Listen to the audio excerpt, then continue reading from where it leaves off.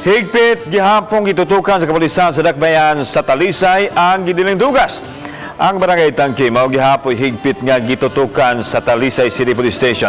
Sa tigom uban kang Mayor Samsam Gulyas ug sa barangay kapitan gipadayag ni Police Major Gerald H. Pilare nga magpadaan gihapon ang higpit nga kampanya sa kapulisan patok sa mga tao nga nalambigit sa gidiling dugas. Alang sa opisyal konektado ang ubang kriminalidad sama sa tulis, logos sa gidiling dugas.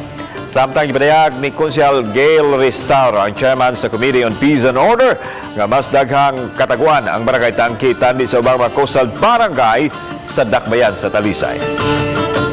Ang tanang krimen is more or less related sa illegal drugs.